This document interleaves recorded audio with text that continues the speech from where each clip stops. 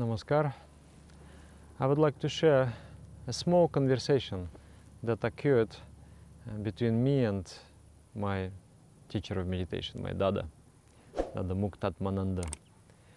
All of a sudden, he has written me in Facebook, and then he's pointing out, hey, you have released the video where this term Padishrama was explained. And it was explained as a well-directed effort. But it is not a well-directed effort. Not only that, it is action inspired by the soul.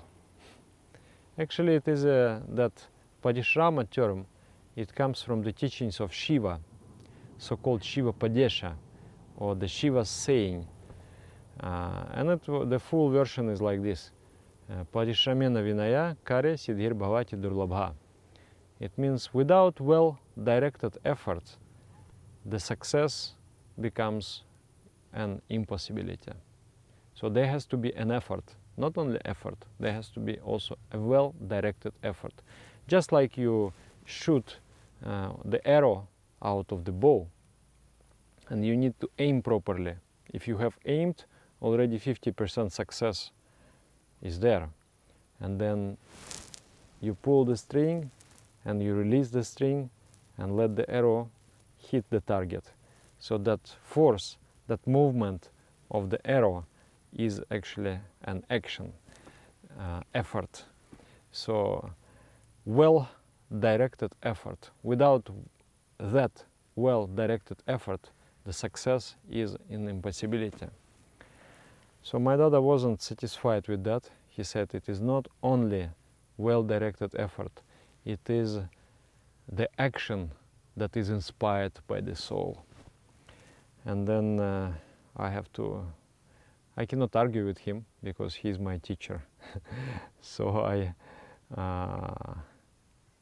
I converse with him in the form of questions. I ask Dada, but if a person does not have that feeling within, maybe he doesn't feel anything in his heart, but still he intellectually understands that this is a proper thing to do. He follows a spiritual teaching, and spiritual teaching is eventually comes from a realized guru. And what is realized guru? Is the embodiment of the soul. When the mind is so disciplined, when the mind is transcended and only soul speaks, that is spiritual teaching. So if I have learned from the guru who is realized, and I'm doing exactly as he teaches, so my actions, they're actually inspired, they are actions inspired by the guru. And the guru is the embodiment of the soul. Would it not be also counted as parishrama, as the actions inspired by the soul? I thought that this argument is very solid, but my Dada, he just wrote something, dismissed that argument. And he wrote something very inspiring, and I would like to share that. He said that, look, everyone has a soul, and meditation is listening to the soul. If you remove your mind, you will be able to feel your heart. Heart not in the sense of physical organ, but the heart in the sense of your core of existence. And you will know what to do. By the way, my Dada, he is a poet. I remember many years back when we were together, he used to say, I need nothing in this life, just a piece of paper, a pen, and loneliness. Poetry is my companion. I need nothing else. And he's really a great poet when his poetry is always touching, always soul inspired.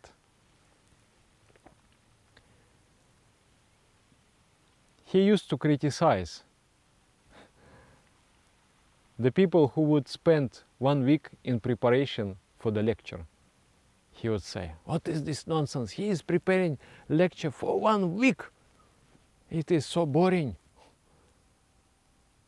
One should speak from the heart, something very fresh, something very lively, which is important right now at this moment. One should deliver that."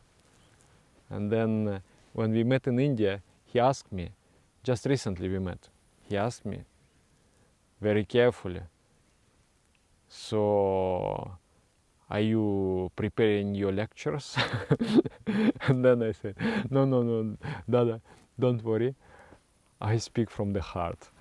And he said, okay, I'm glad you got it. I'm glad you got it. So he's actually vigilant that I should not go on the path of intellectuality, that I should speak from the heart.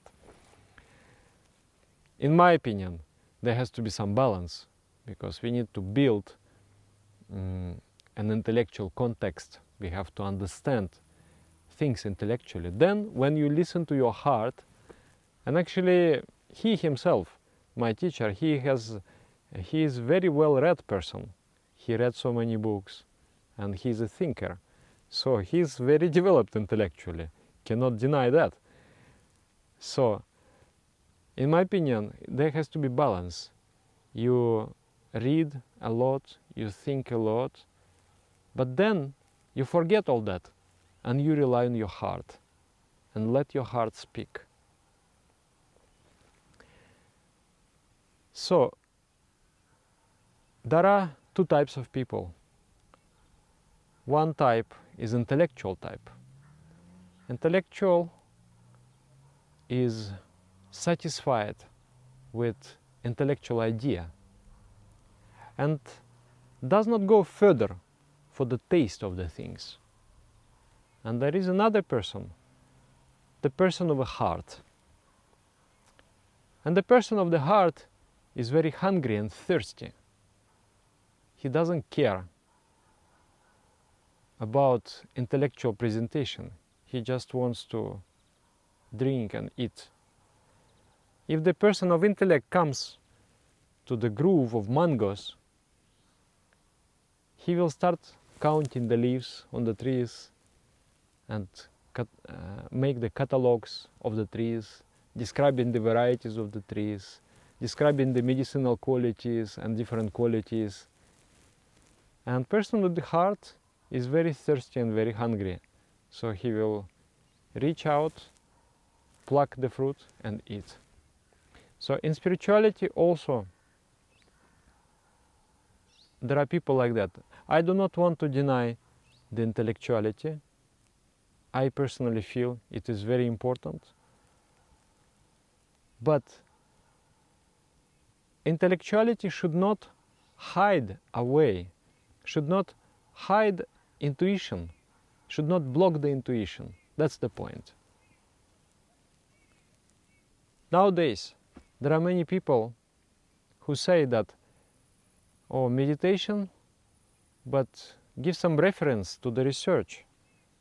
I want some scientific proof that it should work, how it works, how it affects the brain, how it affects the nervous system, how it affects the glandular system. I want all of that proof. And if you provide that proof, then maybe person will start meditating. But if you're very, very hungry for truth, you're very, very hungry for bliss and love, you're not going to be satisfied with research, you're not going to be satisfied with statistics, and you don't want to wait for these things. You just want to taste it, you just want to experience it. If you want to experience God, it is not enough to read about God in the book. You have to start meditating. And as my Dada beautifully have said, everyone has a soul. And meditation is listening to the soul. Remove the mind and you will find the inspiration in the heart. And our master, my Dada is not my master, he's just like me, a teacher of meditation. I am just like him. And our grandmaster, our guru, truly realized master, he has said that in every one of us there is a subterranean river of consciousness. And if you remove the sand of the mind, you will find cool and fresh waters within. So it is about that. And when we stay at the level of intellectuality, being satisfied with intellectual understanding of things, we never reach below the surface. We never reach to those fresh and cool waters within. It is a really beautiful idea. Everybody has a soul. Everybody has a soul. One more thing I just want to tell about my dada. Many years back then, I asked him, how do you write your poetry? He said, you have to turn inwards and you have to listen and you find something which is the most important at this particular moment. And that most important thing you need to express in the most beautiful words you can master. And that, to my opinion, is the best definition of poetry ever. So there are different realms, and it takes, we go from physical, the first yoga starts at the physical level, like we do physical things, we follow diet, we do the asanas, then it goes to intellectual, we study philosophy, and then it goes to the spiritual. Spiritual is the yoga of love. There is nothing else. There is love and attractions towards the supreme entity. So those who have tasted love, they are feeling bored with the physical and intellectual aspect, though they recognize the value of both, the intellectual and physical. Both, that is also necessary. So that is just a little inspiration. I was inspired and I was reminded by my teacher that the true spiritual wealth is below the surface of intellect, is somewhere deeper within. It would be interesting to know what you think about it. You can write in the comments. Namaskar.